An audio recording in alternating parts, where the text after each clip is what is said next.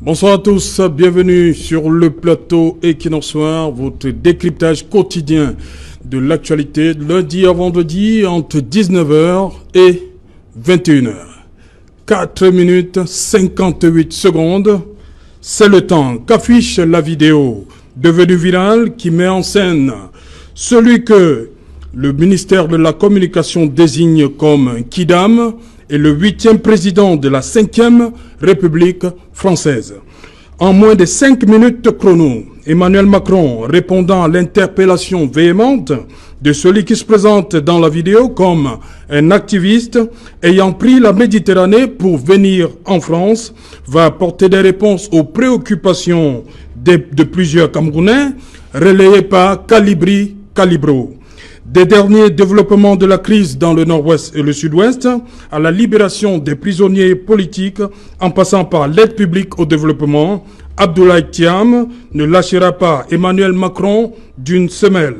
Au point de faire des révélations sur la libération du professeur Kamto, le président français fera enfin la promesse de s'attaquer au dossier des prisonniers politiques une fois la liste à lui parvenue. Madame, Monsieur, tout à l'heure à 20h, c'est la grande édition d'information qui sera suivie par le débrief du journal. Tout de suite, Madame, Monsieur, c'est le fait du jour.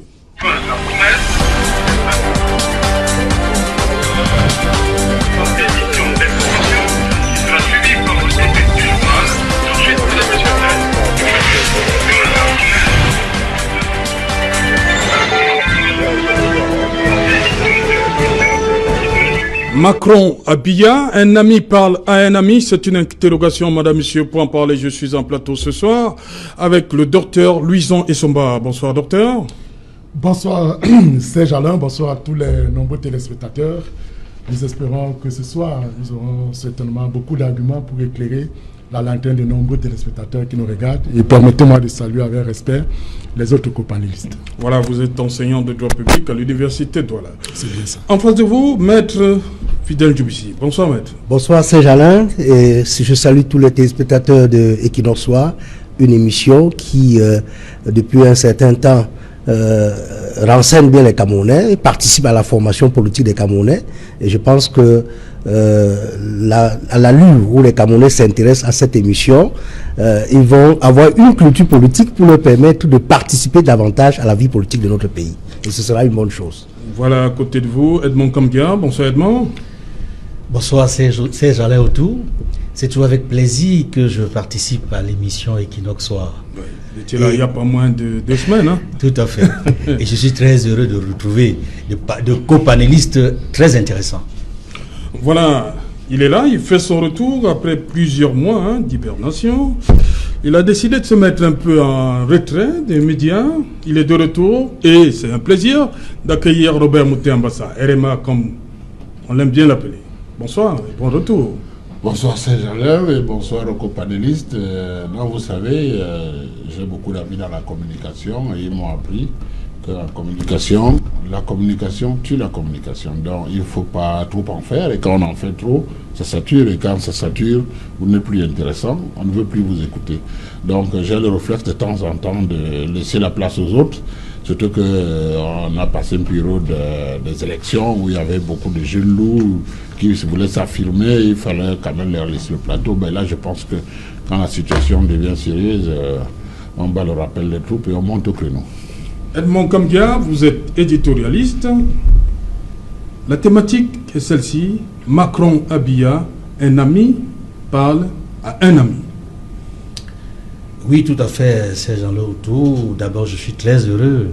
Je salue les téléspectateurs et téléspectatrices fidèles de l'émission Equinox Soir ce soir. Un ami qui parle à un ami, oui. Et ça me rappelle ce que disait Jacques Chirac à une certaine époque, en janvier 2001, lorsqu'il venait au sommet Afrique-France au Cameroun, dans son discours, il s'adressait au chef de l'État Paul Biya et à d'autres dirigeants africains que l'amitié se nourrit de vérité. Donc quand on a un ami, il faut savoir lui dire ses vérités. Il faut savoir dire les vérités à son ami. Si on ne dit pas les vérités à son ami, c'est que cet ami ne vous tient pas à cœur. Mais il se trouve qu'il y a des manières de dire la vérité. Et c'est à ce niveau qu'il y a débat. Qu'il y a problème. Oui, absolument. Robert Mouté, ambassade, pourquoi? On a vu ce qui se passe à Yaoundé ce matin devant l'ambassade de France. C'est comme si des gens ne supportent pas qu'un ami ait dit la vérité à son ami. Surtout dans votre camp, le RDPC. Pourquoi la chose est mal perçue au RDPC? Vous savez, tout le monde n'a pas le même niveau d'information. Et parfois, quand on n'a pas la bonne information, on peut penser qu'on pose un acte positif, et alors que cet acte peut être négatif même. Donc je pense que s'il y a des gens qui manifestent, bon, j'ai pas vu, j'étais pas là, j'ai eu dire qu'effectivement il y a des gens qui manifestent, mais les gens doivent comprendre une chose. Vous savez, un pays comme la France est un pays très ami au Cameroun depuis très longtemps. C'est un pays qui a toujours soutenu le Cameroun. Et quand on doit traiter les sujets qui concernent la France, il faut quand même mettre un tout petit peu de gants. Il faut pas aller comme des bisons. Il faut réfléchir un peu et comprendre, parce que vous savez, la France est l'un de nos meilleurs partenaires au développement, et partout, la France nous a toujours soutenus dans beaucoup de secteurs d'activité, et même dans cette crise anglophone, la France est le seul grand pays qui soutient le Cameroun, qui a même déjà annoncé qu'ils allaient, à travers le PNUD, sortir 62 millions de dollars d'euros pour aider à la reconstruction. Donc, quand ça concerne la France, il ne faut pas qu'on se limite à ce qui est visible. Vous savez, beaucoup ont été un peu choqués par la communication du président Macron, mais pour ceux qui connaissent le président Macron, depuis qu'il est au pouvoir, il a cette façon de communiquer. Ce n'était pas seulement avec l'activiste Calibro. On l'a vu aller rendre visite aux enfants dans une maternelle. On a bien vu comment c'était le même style. On a bien vu comment, même avec ceux qu'on appelle aujourd'hui les gilets jaunes, il a un style agressif, jeune de communication. Vous savez, les relations internationales aujourd'hui sont agressives. Donc, quelque part, c'est un nouveau style de communication qui va peut-être falloir s'habituer. Nous, on a été habitués jusqu'ici à une communication pondérée, une communication où on essaie d'arrondir les angles. Donc moi, je pense que un sujet qui concerne la France, il faut faire un peu attention, parce que c'est notre ami vraiment. Et votre titre est très révélateur. Un ami parle à un ami. Moi, vous savez, mais justement, c'est une bonne question. Merci. Pourquoi? Parce que vous savez, entre amis, parfois il peut y avoir des mésententes, ok? Oui. Mais une fois qu'on s'assoit, on se met d'accord, chacun sait comment il fonctionne avec l'autre. Et je crois que le président Macron est le président d'un très grand pays, qui a un droit de veto au Conseil de sécurité. Voilà. Le Cameroun a un très grand président qui est un grand pays aussi. Je pense que ce niveau de choses se règle au niveau des présidents. Nous sommes là-bas en dessous, on n'a pas à juger qui que ce soit. Je crois que le président Macron, dans sa communication, a peut-être voulu faire passer un message. Oui. Je crois que le président Biya, du haut de son expérience, de grand patriarche qu'il est, et de la force de l'expérience qu'il représente, a sûrement capté ce que les autres ne voient pas. Parce que vous voyez, quand on parle de passer un coup de fil, bon, ça, on est dans un salon, on discute, on n'a pas préparé le sujet forcément. On se retrouve dans une situation où on parle à bâton rompu. Mais ce qui est sûr, c'est que dans la réalité, je ne suis pas sûr que quand le président Macron prend le téléphone, il se met à parler au président Biya comme s'il parlait à son sous-préfet. Non, je ne pense pas. Okay. Mais par contre, il y a quelque chose qui est important. Parce que dans cette histoire, je tiens à essayer de développer le côté mathématique qui fait dans la diplomatie. Ok. Je viens. Permettez, on va revenir. Voilà. Maître Fidèle Diomissi, il y a une révélation, je l'ai dit dans mon propos introductif. Le président Macron dit, j'avais dit, je ne veux pas qu'on se voit à Lyon tant que Kamto n'est pas libéré. Et il a été libéré parce qu'on y a mis la pression. C'est ce volet de l'échange avec Calibro qui vous intéresse au MRC? Non. C'est-à-dire savoir d'où est venue la libération du professeur Kamto et les autres. Il n'y a pas que ça qui nous intéresse. Tout l'entretien nous intéresse. Nous ne pouvons pas nous intéresser seulement à une partie de l'entretien. Oui. Dans l'entretien, dans cet entretien, il y a eu beaucoup de révélations. Justement, parce qu'à un moment, on a dit que les prisonniers, le professeur Kamto et les autres avaient rédigé une lettre d'excuses pour...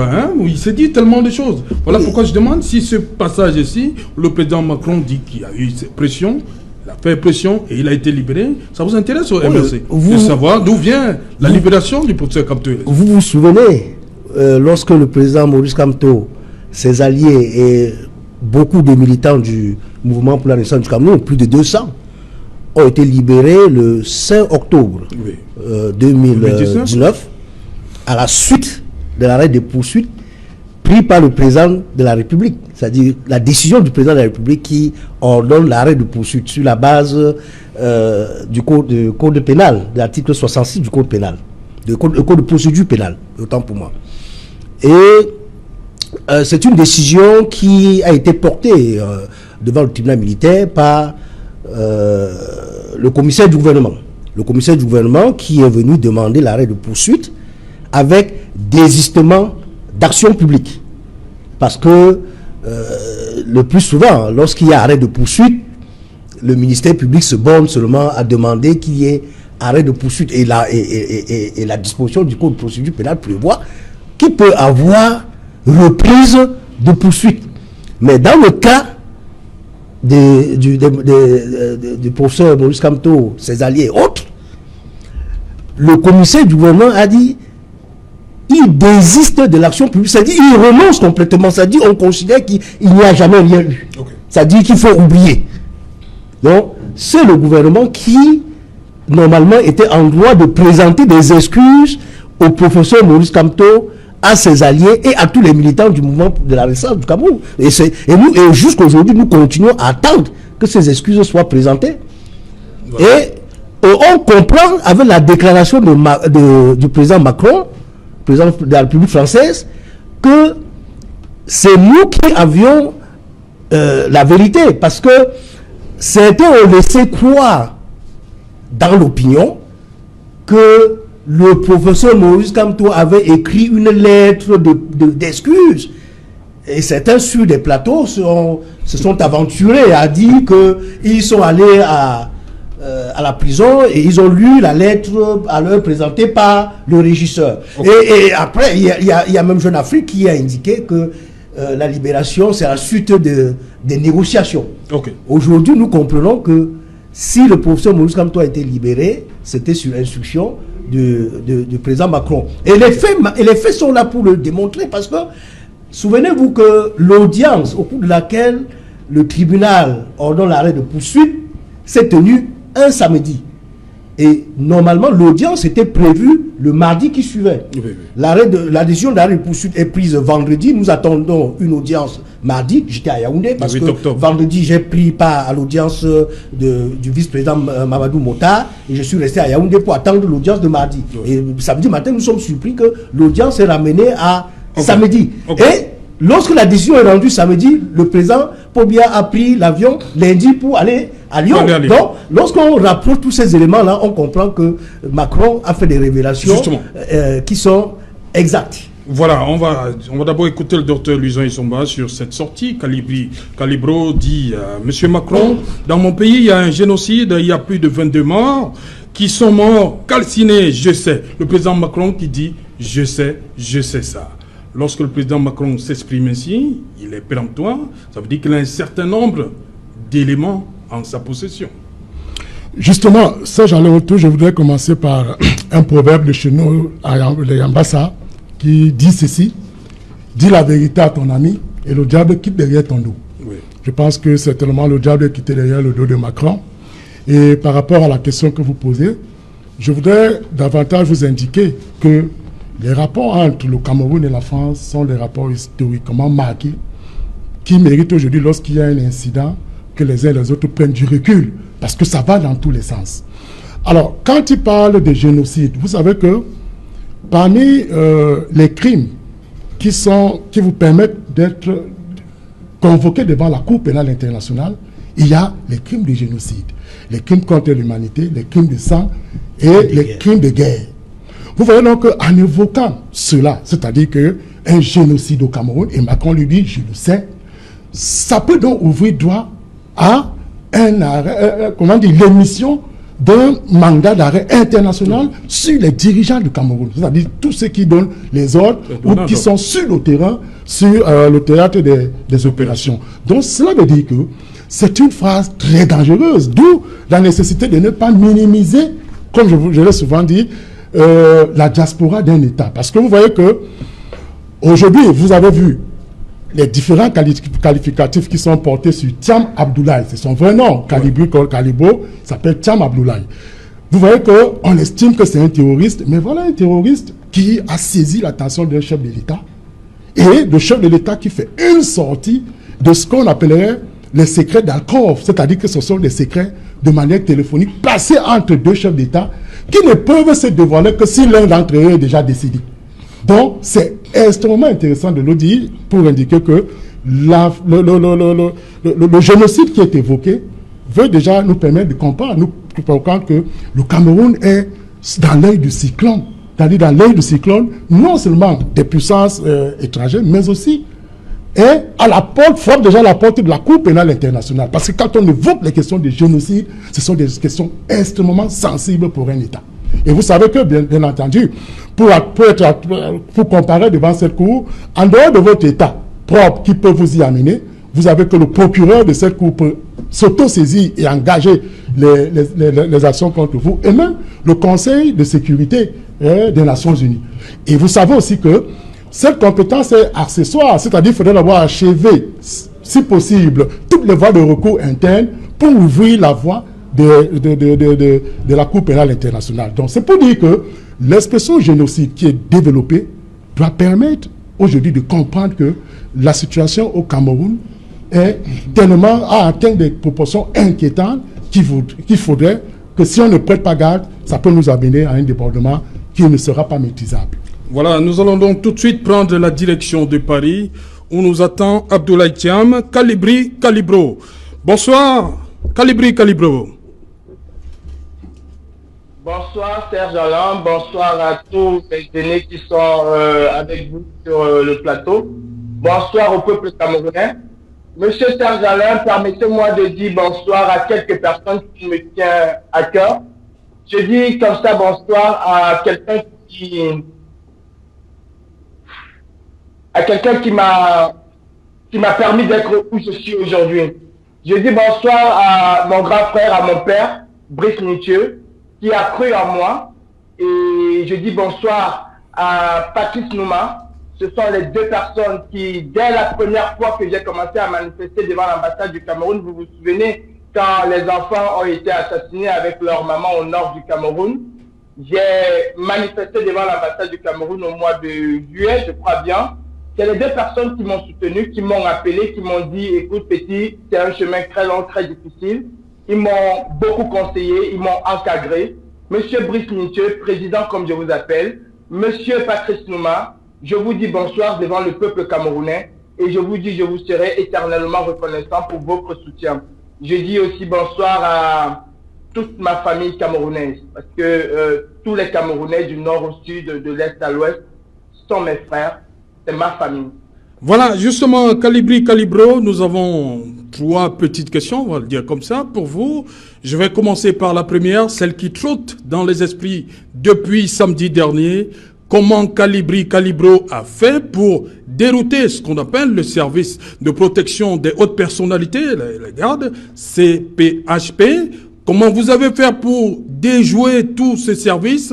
Parce que ici, le débat est-ce qu'il y a eu un arrangement préalable entre l'Élysée et Kalibro? Et quel en était l'objectif? Monsieur Serge Alain Otto, vous savez, quand un Camerounais fait quelque chose, généralement, il est méprisé dans son pays. Non, je vais vous dire la vérité, monsieur Serge, il n'y a pas eu un arrangement entre l'Élysée et Kalibri. Attendez, on traite Kalibri partout de sans-papier. Kalibri a toutes les portes de l'Élysée et il est encore sans papier, mais c'est n'importe quoi. Sinon, je ne serais pas sans papier, comme on le dit. Ou alors, ceux qui me traitent de sans papier sont des menteurs.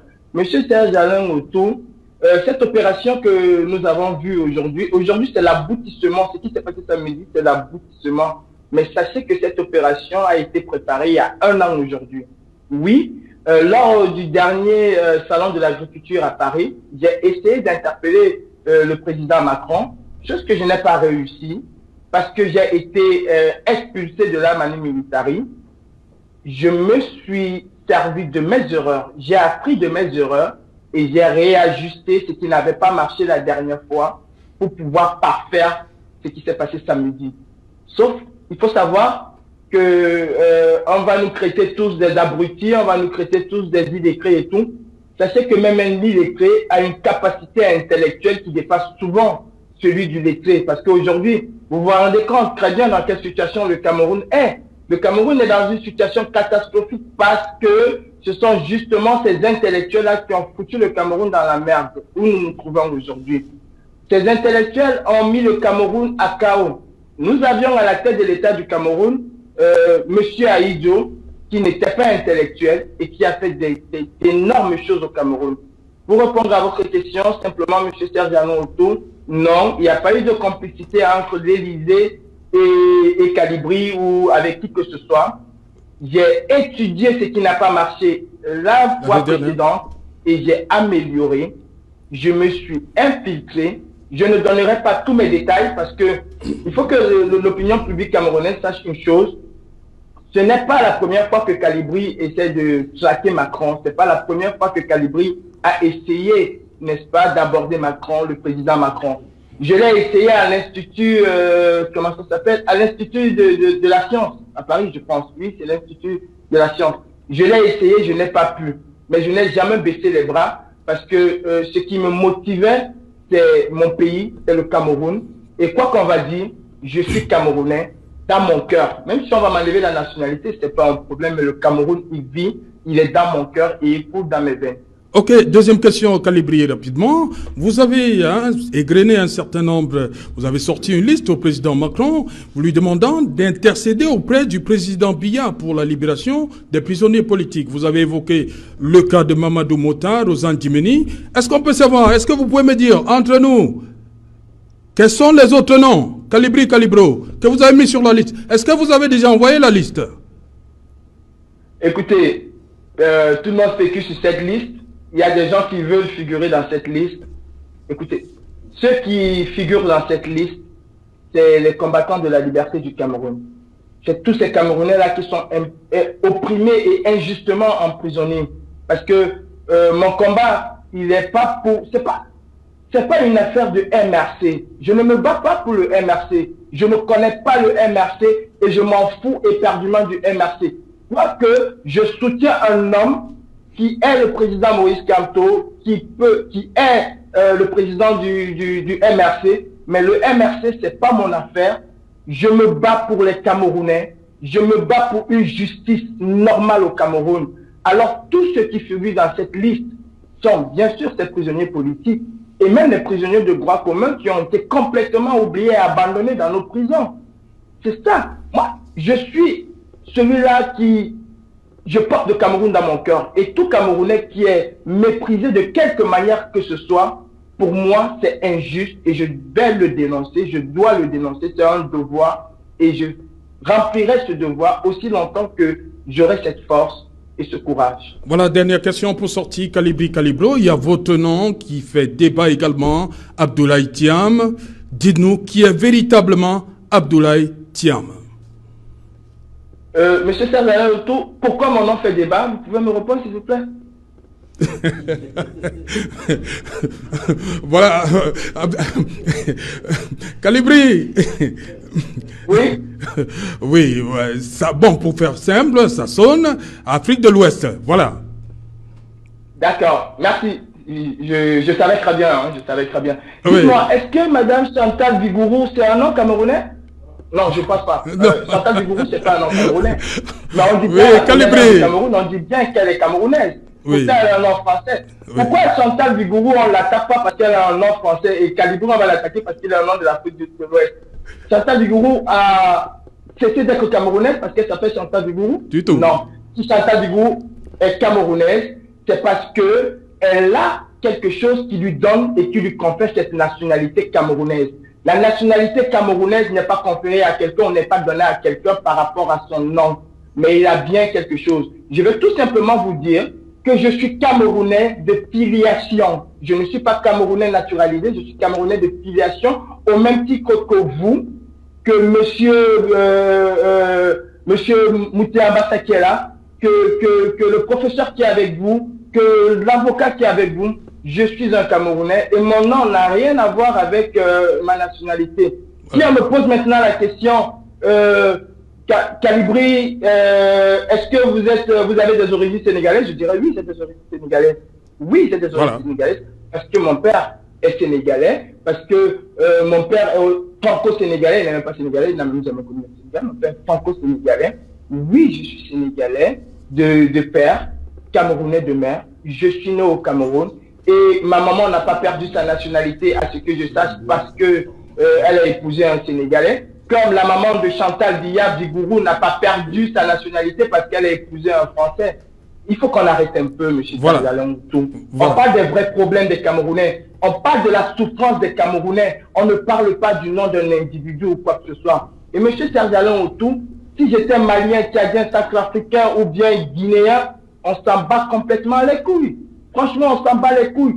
Le problème le plus important, c'est le quotidien des Camerounais. Est-ce que les Camerounais arrivent à manger 3 fois par jour? Non. Est-ce que les Camerounais arrivent à se soigner? Non. Est-ce que les Camerounais arrivent à aller à l'école? Non. Est-ce que les Camerounais ont le minimum vital pour vivre? Non.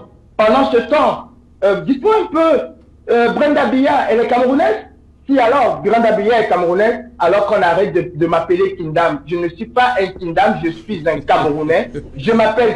Pour avoir la nationalité par l'affiliation. Et il est majeur parce qu'il a déjà fait le choix. Parce que lorsque vous êtes né d'un seul parent camerounais, vous avez le choix de la nationalité à votre majorité.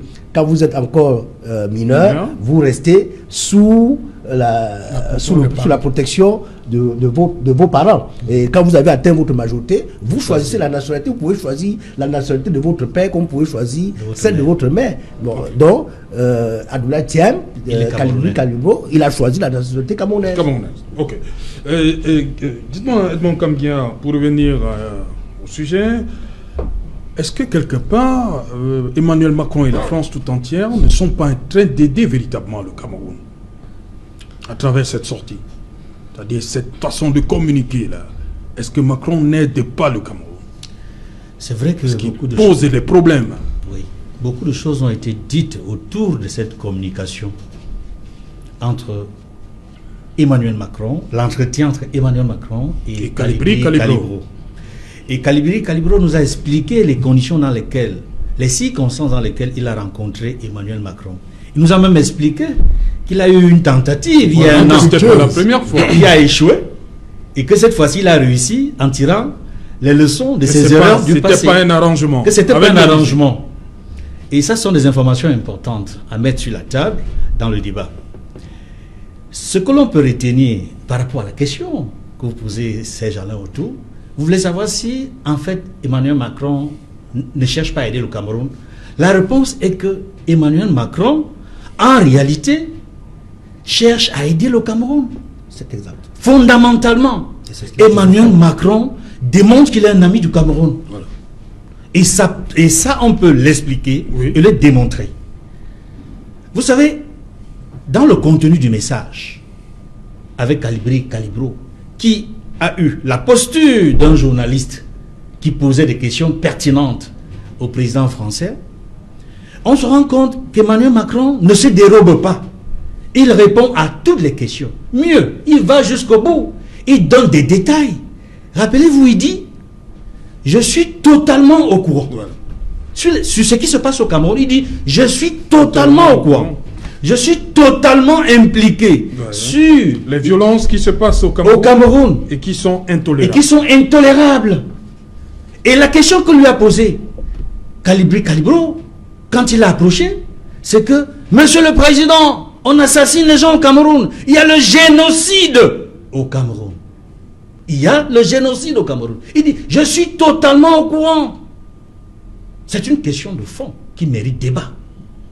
Cela signifie, et dans la réponse du président français, quand il dit c'est intolérable, c'est insoutenable, cela signifie au moins deux choses. La première, s'il est parvenu à répondre à un activiste, je dirais, dans un espace peu convenu pour parler en diplomatie, ce n'est pas un espace convenu pour débattre de ce type de questions.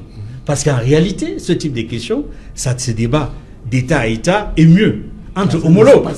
C'est-à-dire, en réalité, Emmanuel Macron doit appeler Paul Biya, le chef de l'État du Cameroun, et lui exprimer son mécontentement de manière personnelle. Il peut le faire par écrit ou par un coup de fil. Oui.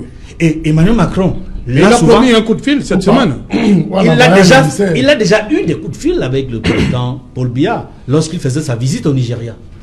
Il demandait d'accélérer la décentralisation. Et il a promis un coup de fil cette semaine. Il a dit en plus qu'il va accentuer, qu'il y aura un maximum de pression. J'avoue, la notion de pression, quand c'est dit ainsi, entre guillemets dans la rue, c'est-à-dire devant l'opinion publique nationale française, devant l'opinion publique nationale camerounaise, et mieux, devant l'opinion publique internationale. Parce que, in fine, ce qu'il faut retenir, c'est que Emmanuel Macron s'adresse à l'opinion publique internationale. C'est-à-dire qu'il met l'opinion publique internationale à témoin sur les actions qu'il prend vis-à-vis de son homologue camerounais pour apporter des solutions à la crise anglophone qui est devenue un véritable conflit. Et quand je le dis, je pense qu'en réalité, en Europe d'abord, Emmanuel Macron veut rassurer ses partenaires européens qui lui mettent la pression depuis la résolution du Parlement européen sur le Cameroun. Les gens, l'Europe veut voir clair sur les avancées au Cameroun. Mais on tourne en rond. L'Europe interpelle Macron. Qu'est-ce qui se passe? Il y a l'ONU qui interpelle le président Macron. Qu'est-ce qui se passe au Cameroun? Il y a Washington, il y a Donald Trump, il y a le département d'État américain qui interpelle Paris. Ils sont aux trousses d'Emmanuel Macron. Et c'est une opportunité qu'il a pu se créer ou saisir pour s'adresser à tous les destinataires qui attendaient une réponse qu'il apportait déjà par les canaux diplomatiques, mais on ne le croyait certainement pas. Quand il le fait ainsi, et de cette manière, je pense qu'il sera le mieux entendu. C'est un ami du Cameroun, parce qu'il dit, non seulement à l'opinion publique internationale, mais aux Camerounais, il y a quelque chose qui est fait, parce que si rien ne bouge dans le sens positif à Yaoundé, rappelez-vous les termes que Calibri, par lesquels Calibri l'approche, massacre, génocide. Et là, ce sont des termes qui sont les Macron, il y a Paul Biya qui tue les Camerounais, monsieur Macron. Et ce sont des termes qui interpellent une institution qu'on appelle la Cour pénale internationale. C'est-à-dire, et je reviens sans être très long, je voudrais dire, depuis 2005, il y a l'ONU, il y a une résolution au sommet de l'ONU sur la responsabilité de protéger. Chaque État a le devoir, a l'obligation de protéger ses populations contre des catastrophes, contre des crimes graves, contre le génocide, contre les crimes de guerre, contre les crimes contre l'humanité. Faute pour un État de pouvoir le faire, la communauté internationale a le devoir, a l'obligation d'agir en lieu et place de cet État. Voilà, justement, Robert Mouté-Ambassa, beaucoup pensent que cette sortie d'Emmanuel Macron vient un peu comme une espèce d'exaspération. Ben, vous savez, déjà, le lieu, comme l'a dit Kambia, ce n'est pas le lieu indiqué pour ce genre de discussion, mais... Je crois qu'il ne sait pas que ce n'était pas le lieu, Emmanuel Macron? Je ne suis pas sûr qu'il était si surpris que ça. Voilà. Parce que derrière son style de communication, ça semblait être quelque chose d'arrangé. Parce que vous savez... Colibri lui dit non. Oui, Colibri, il dit ce qu'il veut, c'est normal. Il a atteint ses objectifs, il l'a dit lui-même. Donc, mais nous qui voyons la vidéo, on voit bien que le président Macron part de loin pour venir vers Calibri. C'est pas la première fois qu'il fait ça, le président Macron. Mais il y a Douai, le français des Gilets jaunes, qui a voulu faire la même chose au même salon. Il a été arrêté, enfermé. Vous comprenez? Comment on peut justifier ça? Un Français qui veut parler à son président n'arrive pas à le faire. Par contre, un Camerounais qui est en France qui veut lui parler, le président vient vers le Camerounais. Donc, c'est un entretien à bâton rompu. Comme a dit Edmond Robert Bunté, je vais vous lancer. Oui, je vous lance. Est-ce que ce ne sont pas les termes utilisés par Calibro lorsqu'il dit... C'était le mot de passe. Non, lorsqu'il dit Monsieur Macron, il y a Paul Biya qui tue les Camerounais. Il y a un génocide. Je refuse. Est-ce que forcément c'est Calibri vous a dit qu'il a échoué l'année dernière. Oui. Et il a repensé sa stratégie. Est-ce que dans sa stratégie, il n'y avait pas de mots bien précis qu'il fallait passer pour attirer l'attention du président? Vous savez, c'est Ndiaye qui s'est chargé de communication. C'est Ndiaye. Oui, Ndiaye, qui est une Sénégalaise. Oui, peut-être qu'elle a voulu faire un clin d'œil à Calibri, en disant peut-être parce qu'elle était à côté, mais il y a quelque chose d'intéressant de l'autre côté. Bon, bref, dans tous les cas, c'était un entretien à bâton rompu. Personne n'avait les papiers qui lisaient quoi que ce soit. Donc, à ce moment précis, des mots peuvent sortir, aller dans tous les sens. Mais moi, je pense que quand le président Macron parle de pression, il ne faut pas parler de pression sous l'angle injonction ou argument. C'est pour ça que j'ai dit tout à l'heure, la pression, ça vient de la mathématique. Hein. La pression, c'est la force sur la surface. Alors quand on exerce une force sur une surface et que ça passe, il n'y a pas de pression. Quand ça ne passe pas, on monte en pression. Vous comprenez? Alors quand Macron parle de monter en pression, ce n'est pas en termes d'injonction. Moi, je vois que c'est en termes d'arguments. Il donne des arguments. Lui la pression, lui la force, il met dans les arguments et la surface à l'échelle. Et si ça ne passe pas parce qu'il n'arrive pas à convaincre l'autre en face, on monte en pression. C'est comme ça que moi je pense ça. Je ne prends pas ça comme une injonction. Je pense que ceux qui connaissent bien comment le patriarche, le président Paul Biya fonctionne, il faut éviter ça. Parce que si vous venez avec la pression, je crois que vous êtes mal parti. Donc je pense que cette situation, Calibri l'a dit, il a corrigé sa méthode, il a obtenu de parler à l'autre. Maintenant, il ne faut pas se limiter à ce qu'on a écouté ou on a vu à la télé, dans la vidéo. Parce qu'en fait, quand vous voyez la France, je le dis, je le maintiens, la France est le pays qui nous soutient le plus. La France nous assiste dans beaucoup de choses. Et dans ce qui concerne, par exemple, la crise anglophone, elle est très présente. Et la France est l'un des pays qui a le veto au Conseil de sécurité qui, jusqu'à présent, a posé des actes parfois pour empêcher ceux qui veulent vraiment en découdre avec le Cameroun d'aller jusqu'au bout. Donc, quelque part, il faut faire très attention. Le président Macron a son style de communication qui lui est propre et il ne fait pas ça seulement qu'avec le Cameroun.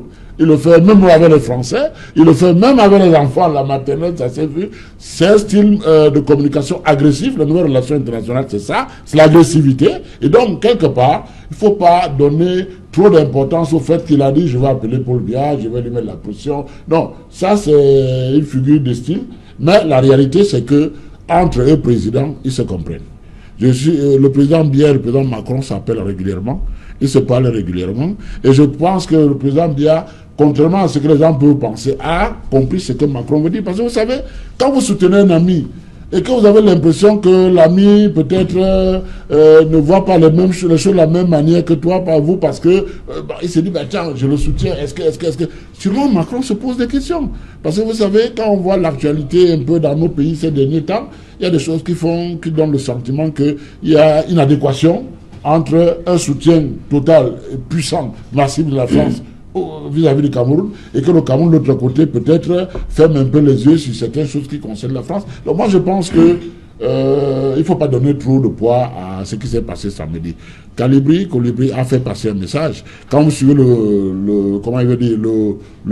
la note du ministre de la Communication, René Sadi, il a donné presque tous les points qui ont été soulevés par Calibro, ont trouvé une réponse. Vous avez bien vu que dans la note du MINCOM, il ne fait pas allusion aux différents termes, à la communication du président lui-même. Il répond aux allégations de Calibro. Donc vous comprenez que même à ce niveau, il y a ce respect de l'ami, du partenaire, qu'il ne faut pas... C'est des problèmes qui vont se régler entre chefs d'État. Parce que dans un avenir sûrement proche, ces deux présidents vont se rencontrer et ils vont se parler. Et je crois que ça va finir. Moi, je ne suis pas sûr que c'est à notre intérêt, ni de l'intérêt de la France, d'aller dans le sens d'un affrontement. Ce n'est pas nécessaire. Ça ne profitera à personne.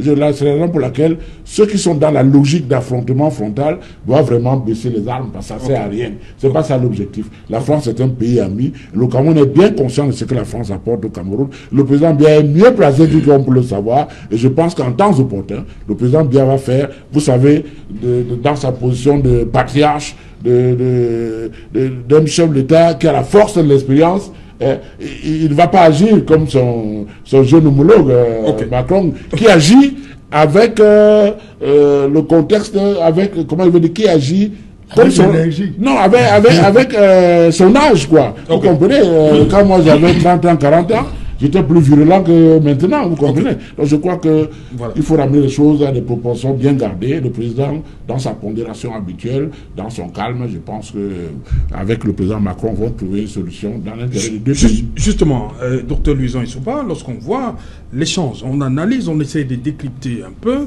l'échange entre Calibro et le président français.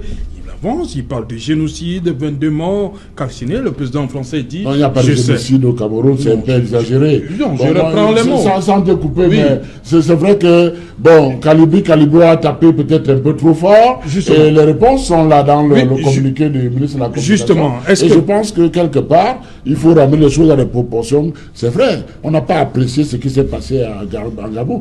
L'État a demandé, a dit qu'il y aura une enquête. Attendons l'enquête. Voilà. Maintenant, est-ce il y a aussi le rapport de Human Rights Watch qui arrive. Ok. Docteur Louison Issouba, Calibri avance des chiffres, il avance des termes, génocide et tout ça. Le président Macron, qui semble le calmer, dit que non, on va gérer ça. Il a un peu calmé Calibro. Pour dire que c'est une situation qu'on va gérer. Je vais passer un coup de fil la semaine prochaine au président Biya. Serge Alaoute, je voudrais relever d'abord un fait. J'ai la faiblesse de ne pas croire qu'il n'y a pas eu un scénario monté. Ça, j'ai de la faiblesse parce que, et ça, je rejoins le grand frère, parce que quand on regarde les images, vous voyez qu'en toile de fond, on ne voit même pas le président, parce qu'en début de l'image, on ne voit pas le président. Mais on voit un président qui se fraye un chemin et qui va vers l'interlocuteur. Donc pour moi, je pense que Thiam Abdoulaye Calibri a su justement arrondir les bouts. Mais ce qu'il faut pouvoir noter, vous avez posé une question tout à l'heure très importante, à qui profite cette sortie? Elle profite d'abord à Macron lui-même, parce que je dois vous avouer que Macron est dans un souci de popularité et de notoriété.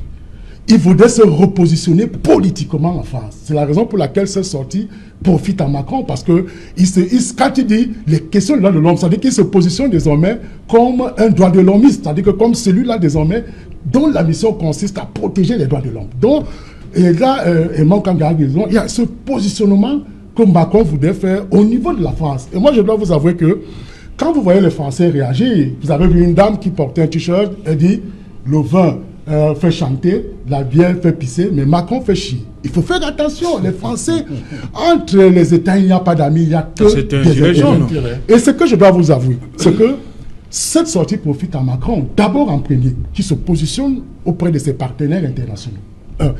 Et maintenant, deuxièmement, cette sortie profite au Cameroun. Tout simplement parce que quand vous voyez Macron dit je maîtrise un certain nombre de choses qui se passent au Cameroun, ça veut dire quoi? Ça veut dire que premièrement, la diaspora qui est tant minimisée mérite d'être respectée, parce que vous voyez aujourd'hui que cette diaspora a des capacités de nuisance qu'on ne peut plus contrôler. Première leçon.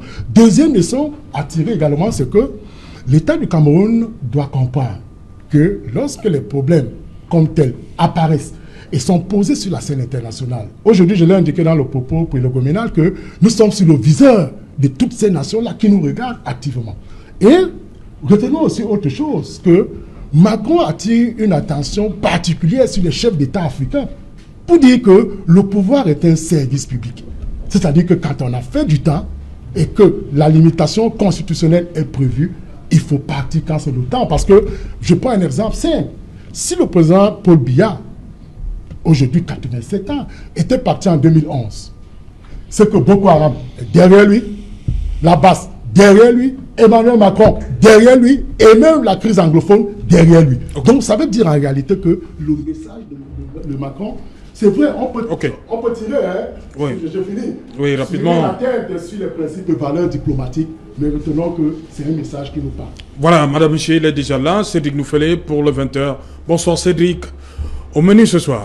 Bonsoir Serge Alain, bonsoir à vos invités. Nous répondrons ce soir à une question qui taraude l'esprit des Camerounais. Les propos d'Emmanuel Macron concernant la crise anglophone et sa détérioration, ces propos sont-ils fondés? Ce soir, en exclusivité, deux évêques s'expriment sur la photographie foudroyante et douloureuse des populations victimes des affres de la guerre contre les séparatistes dans le nord-ouest. S'exprime ce soir l'évêque de Kumbo, l'archevêque de Bamenda, qui évoque le calvaire des populations, qui reviennent sur l'incident ayant conduit à la mort de plusieurs enfants et des civils dans le Ndongamantou, région du nord-ouest. Nous évoquerons également ces journées encore ville morte à Bamenda, observées par nos envoyés spéciaux du côté du nord-ouest. Nous parlerons ce soir d'autres drames qui ont été vécus à Douala, là où toute une famille a été tuée après avoir consommé le repas du soir dans la nuit de dimanche à ce lundi, et deux autres enfants retrouvés dans une voiture abandonnée dans un hôpital, et les corps qui laissent transparaître des actes d'infanticide et de trafic d'organes humains. Nous ferons le point dans le journal de 20h. C'est Alain. Voilà, madame, monsieur, c'est la fin de cette première partie Equinox Soir. On se retrouve juste après le journal de Cédric Nouffelé pour Equinox Soir, deuxième partie. Ce sera le temps du débrief. Nous serons toujours en compagnie de nos 4 invités pour le débrief du journal. Madame, monsieur, place tout de suite au 20h02.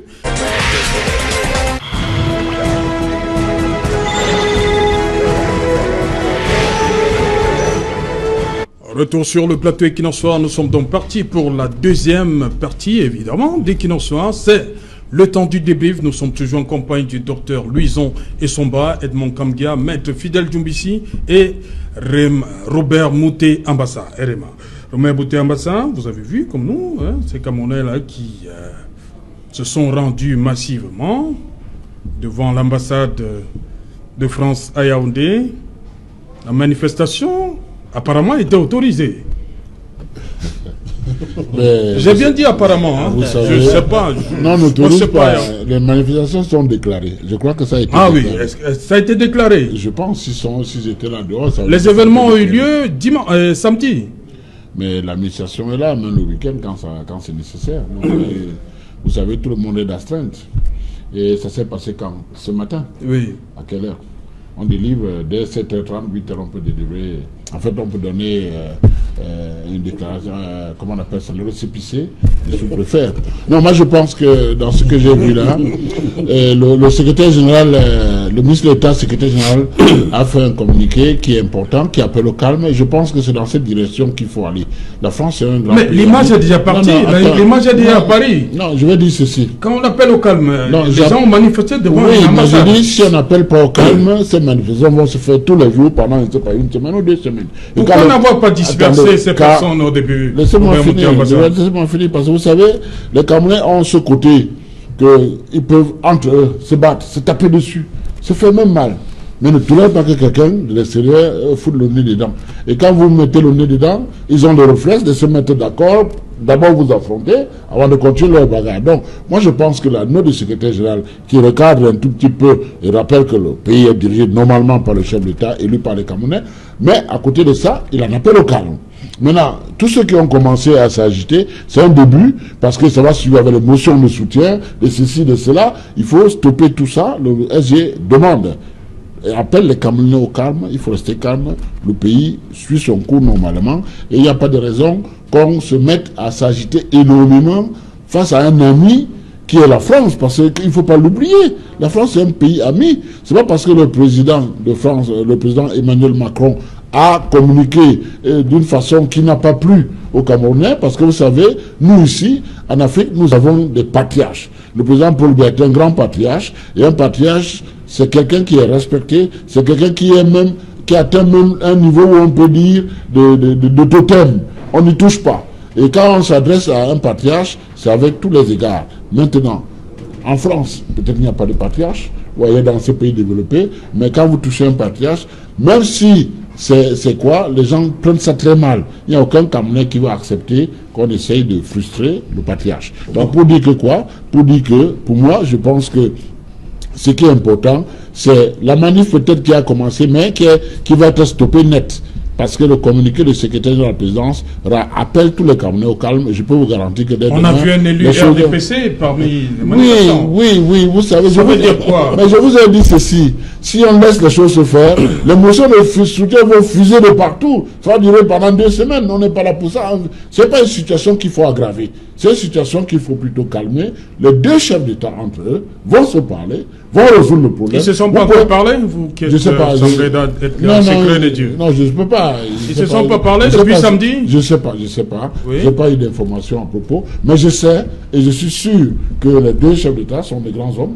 Le président de France n'est pas un petit président, le président de Cameroun n'est pas un petit président. Ils vont se parler en temps opportun et ils vont ramener les choses au calme. Mais nous ne doit pas jeter l'huile sur le feu. Parce que quelque part, c'est 2 pays amis, liés par beaucoup d'accords d'amitié et de coopération, et qu'il faut maintenir. Et nous sommes dans une situation de crise où ce pays nous soutient énormément. Il ne faut pas, parce qu'il y a eu peut-être un malentendu dans la communication, parce que la perception de la communication du président Macron n'est pas forcément la même que nous autres. Vous savez, aujourd'hui, les relations internationales sont agressives, et le président Macron, regardez le président Donald Trump, il prend les décisions à partir d'un tweet. Il envoie. Aujourd'hui, c'est ça. Il faut commencer à s'habituer à cette évolution de la communication. Moi, je pense que cette situation doit aller dans le sens, déjà, du communiqué du ministre de la Communication. Vous avez bien vu que, quelque part, il n'a pas cherché à aller vers un affrontement frontal parce qu'il a voulu juste expliquer les allégations de Calibro. On l'a ciblé, c'était Calibri. Voilà. Et maintenant, le ministre d'État, secrétaire général, fait un communiqué où il recadre un certain nombre de choses et en appelle au calme. Je crois que c'est dans cette direction qu'on doit aller pour calmer les choses et garder nos relations. Vous savez, entre amis, on peut avoir des problèmes, des mésententes, on peut avoir des soucis, mais on se parle, on discute. Et quand on revient sur la table, on se remet ensemble, chacun sait ce qu'il ne doit pas faire à l'autre. Je crois que ça va se faire entre les chefs de l'État, ce n'est pas en dessous. Edmond Kamgia, des excuses, hein? On a vu des Camerounais demander des excuses de la part du président Macron. C'est possible? Je pense que les jeunes que nous avons vus devant l'ambassade... Ah, les jeunes. On veut dire qu'il manquait de la maturité, c'est ça? Des jeunes. Oui. Peut-être qu'il y en a qui étaient plus adultes, oui. Mais globalement, ils étaient jeunes. Ouais. Des jeunes gens que j'ai vus devant l'ambassade de France m'ont donné l'impression d'avoir été instrumentalisés. L'impression qu'ils m'ont donnée, c'est d'avoir été instrumentalisés et qu'ils ne croyaient même pas à ce qu'ils faisaient là-bas. C'est comme si on leur a dit, allez-y, allez exprimer notre mécontentement. C'est le sentiment profond que j'ai. Et si c'est le cas, c'est dommage. On n'avait pas besoin de ça. Le Cameroun n'a pas besoin d'une réaction instinctive qui se traduit par des manifestations devant l'ambassade de France. C'est une provocation inutile. Je dis bien, c'est une provocation inutile. Parce que la France est un pays ami. Et je peux vous dire, depuis au moins 1 an, la France se bat pour éviter qu'il y ait une résolution au Conseil de sécurité contre le Cameroun. Ce n'était pas le moment de manifester devant l'ambassade de France. Rappelez-vous, le 13 mai 2019, il y a eu une réunion informelle au Conseil de sécurité sur la situation humanitaire du Cameroun. Et la France avait tout fait pour éviter cette réunion. Mais cette réunion a pu se faire. Cette réunion avait été initiée par les États-Unis avec le soutien de l'Allemagne et d'autres pays. La France ne voulait pas de cette réunion pour protéger le Cameroun. Et cette réunion a pu se faire, la réunion informelle, où l'ensemble des États membres du Conseil de sécurité, permanent et non permanent, ont été suffisamment briefés sur la situation humanitaire du Cameroun. Et depuis cette date, depuis mai 2019 à ce jour, les États membres du Conseil de sécurité suivent de près l'évolution de la situation humanitaire au Cameroun. Et il y a eu des rencontres, il y a eu des initiatives qui visaient à rassembler le Conseil de sécurité dans l'optique d'adopter une résolution chaque fois qu'il y avait des morts dans les régions nord-ouest et sud-ouest. Et c'est la France qui a usé de manœuvres. Je dis, c'est la France qui use jusqu'aujourd'hui de manœuvres pour éviter au Cameroun une résolution qui lui soit fatale. C'est pourquoi je dis, On n'avait pas besoin de cette manifestation, de cette provocation devant l'ambassade de France. Et je le dis avec toute l'émotion. Parce que je sais ce que fait la France pour le Cameroun. Et je comprends la réaction d'Emmanuel Macron. Lorsqu'il décide de répondre ainsi à Calibro, d'exprimer son exaspération, il est outré. Parce qu'il a le sentiment de n'être pas compris par le chef de l'État du Cameroun. Et je l'ai dit tantôt, Paris a le feu aux trousses. Je dis, Paris a des difficultés parce qu'il est suivi de près par, d'abord, l'Union européenne qui lui demande des comptes sur l'évolution de la situation au Cameroun, mais également par les Nations Unies et par les États-Unis qui veulent que la situation de la crise anglophone se résolve le plus tôt possible, ainsi que la situation sociopolitique qui n'est pas claire depuis la crise post-électorale au Cameroun. Voyez-vous, comment peut-on expliquer ce boycott massif aux élections du 9 février dernier? C'est-à-dire le peuple, les Camerounais, de presque toutes les régions du Cameroun ont décidé de ne pas aller aux élections pour traduire leur mécontentement. Nous attendons toujours le taux de participation. On attend toujours officiellement le taux de participation. Voilà. Ça, c'était une parenthèse pour vous dire, faisons très attention. N'amenons pas la France à livrer le Cameroun au Conseil de sécurité, avec les conséquences que tout le monde sait. Vous savez ce qui s'est passé en Libye. Vous savez ce qui s'est passé en Côte d'Ivoire. Ce n'est pas le moment de provoquer la France. Ok, merci. Oui, oui, le pouvoir illégitime qui est à Yaoundé est conscient de tout ce qui se... est conscient des vérités qui ont été révélées. Non, c'est un pouvoir illégitime. Il faut reconnaître, c'est un pouvoir illégitime. Donc, ce pouvoir illégitime est conscient des vérités qui ont été révélées au cours de cet entretien survenu entre le président Macron et M. Paul Biya. Et cette manifestation qui a été... Calibro. Oui, et Calibro. Ça dit la manifestation de ce matin, c'est une instrumentalisation, comme dit Edmond, et c'est une provocation de plus, et c'est maladroit. Et vous avez bien fait de relever tout à l'heure qu'il y avait un député RDPC qui dirigeait la manifestation, des jeunes désœuvrés, parce que... Non, nous avons vu dans les images. On n'a pas encore donné les résultats. Oui, je dis le député, celui-là. Bon, même il est encore député en fonction, peut-être. Non, ils ont arrêté depuis la fin de l'année. On a quand même indiqué que c'est un militant du RDPC qui se met en marge. Non, qui se met en marge de la position de son parti ou de la position du gouvernement, qui est le gouvernement RDPC. Parce que le ministre de la Communication, dans sa réaction, ne s'est pas adressé au président Macron, qui du reste d'ailleurs a relevé dans l'entretien des thèmes, à savoir la crise anglophone, la démocratie, la question de la démocratie, la confiscation du pouvoir dans notre pays, la question des libertés et des droits de l'homme, la question de l'état de droit. Ça, voilà les thèmes qu'il a relevés. Et c'est des thèmes qui sont réels. Et c'est les thèmes qui font débat chez nous. Et que nous avons réclamé, revendiqué que l'état de droit soit amélioré, que pour les élections, qu'on ait un code électoral consensuel, puisque M. Macron a dit, voyez-vous, j'ai demandé à M. Paul Biya d'ouvrir le jeu politique, de libérer les opposants politiques. Donc, M. Macron a confirmé qu'au Cameroun, il y a la dictature. Et plus loin, il allait dire, c'est pas la France qui viendra faire la démocratie au Cameroun. Il revient aux Camerounais de faire la démocratie. Et c'est en allant aux élections. Oui, c'est pas en allant aux élections. On peut pas aller aux élections avec un code électoral qui ne rend pas possible des élections libres et transparentes. Et c'est pour ça que nous avons décidé de ne pas aller aux dernières élections. Moi, et il faut ajouter. Il faut ajouter. Il faut ajouter qu'il revient aux Camerounais de faire la lutte, de faire la bataille pour qu'advienne la République, pour que la démocratie survienne. Et c'est pour ça que le président élu, le professeur Maurice Kamto, dans son dernier discours à l'adresse de la nation, a bien indiqué, comme le régime en place ne nous écoute pas, il utilisera tous les mécanismes offerts par le droit international afin que la communauté internationale s'implique dans la résolution des diverses crises que connaît le Cameroun. Et on a bien fait de le dire qu'il y a, sur le plan international, pour ce qui est du droit humanitaire, l'obligation pour chaque État de protéger ses citoyens. Et lorsque vous ne le faites pas, la communauté internationale viendra le faire. Pour le moment, le Cameroun ne le fait pas. Et c'est pour ça que le président élu, professeur Maurice Kamto, a indiqué qu'il va aller sur le plan international. Pourquoi Macron l'a et également à l'interne. Il a indiqué qu'il va tout faire pour que les Camerounais soient mobilisés afin que leur voix soit entendue.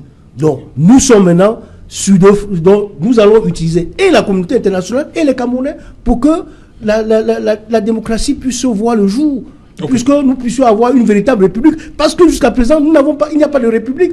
Et je voulais indiquer, s'agissant également de cette manifestation, qu'on le prenne dans n'importe quel sens. Comme veut le sait quoi, M. Mouté Ambassa, ce n'est pas une manifestation légale. Parce que la loi prévoit que pour une manifestation publique, parce qu'il s'agit là d'une manifestation publique, ce n'est pas une réunion publique, hein, parce que pour les réunions publiques, c'est 3 jours. Pour les manifestations publiques, c'est 7 jours. Et nous avons vu là, personne n'a été interpellé. Oui. Personne, et on n'a pas dispersé les manifestants. Si c'était le MRSC, les gens devaient passer devant le tribunal militaire. Ok. Docteur Luison Issonga, sur cette attitude, restons sur la sortie, la chute de Maître Djoumbissi. Comment comprendre ce 2 poids 2 mesures? Ce genre-là autour, observez bien, après l'élection présidentielle du 7 octobre 2018, vous avez vu la réaction des présidents, mais vous avez vu surtout la réaction de Macron, qui est venu féliciter le président de la République d'avoir été démocratiquement élu.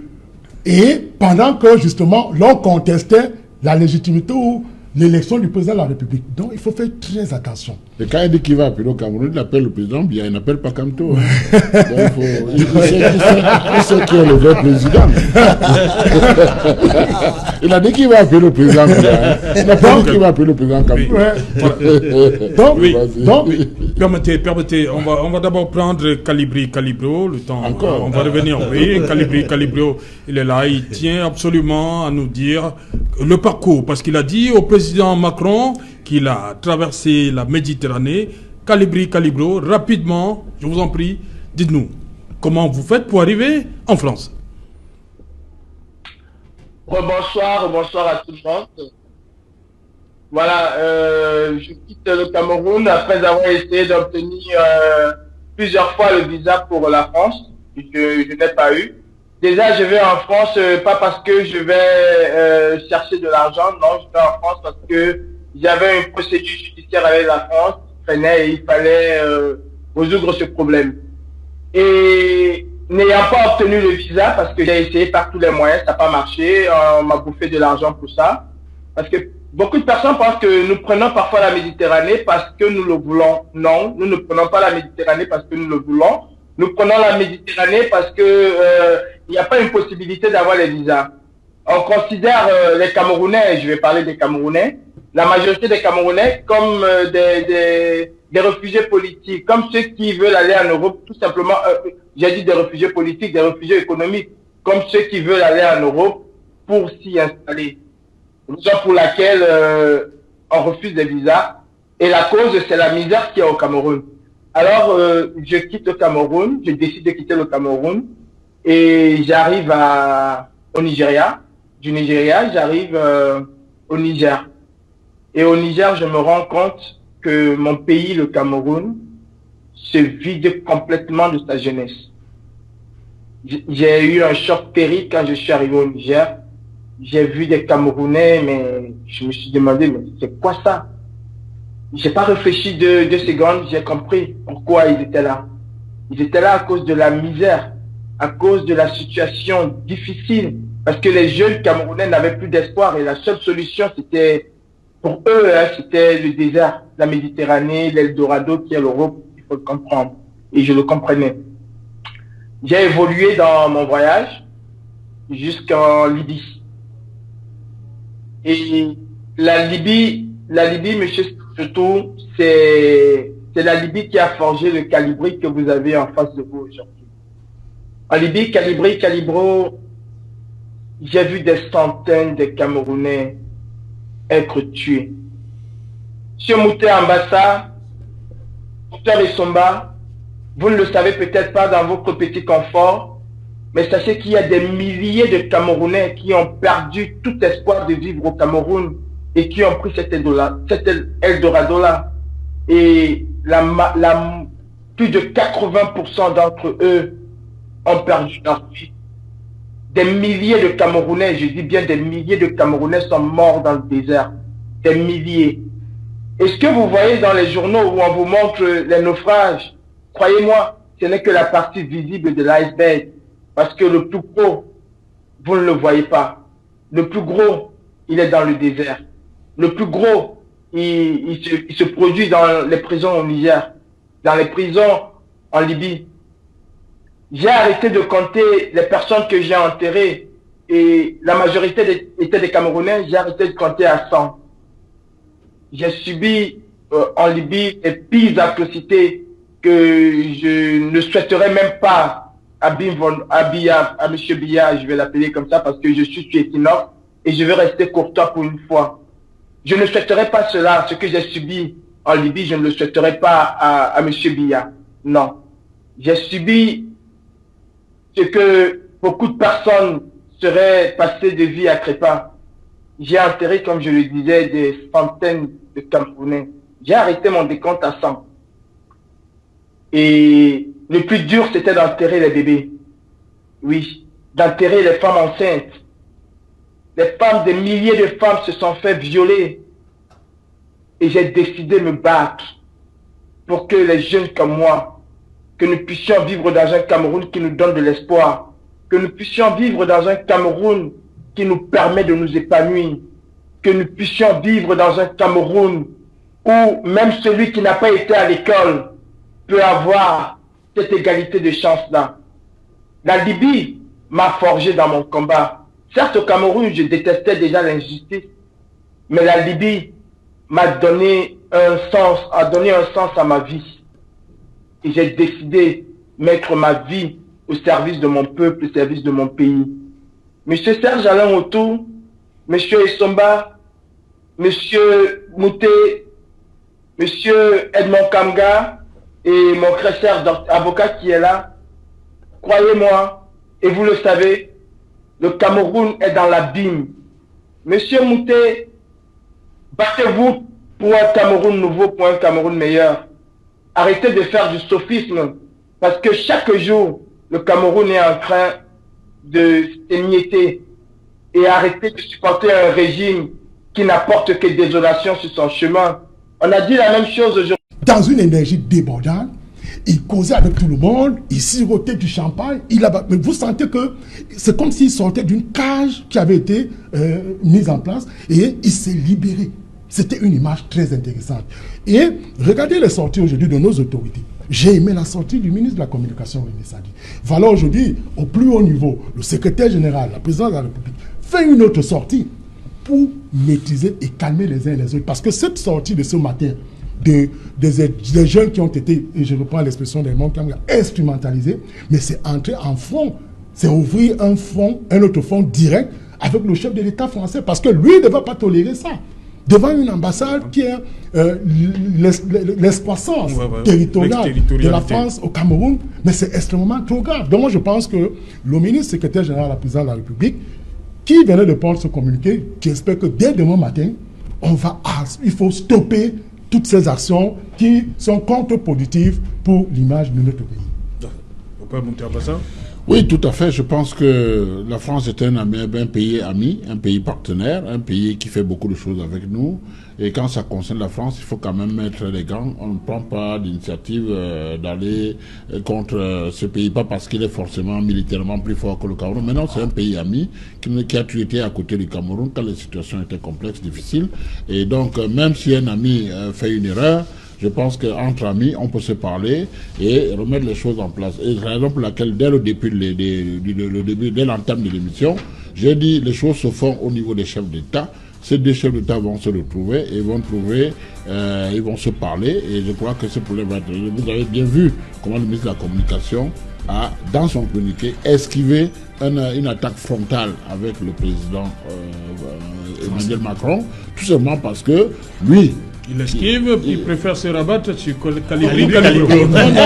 Il ne s'est pas rabattu sur Calibri. Il a essayé. Mais attendez, il a essayé. J'ai lu le texte. Le gouvernement condamne sans réserve l'acte de Sekidam. Je veux dire ceci.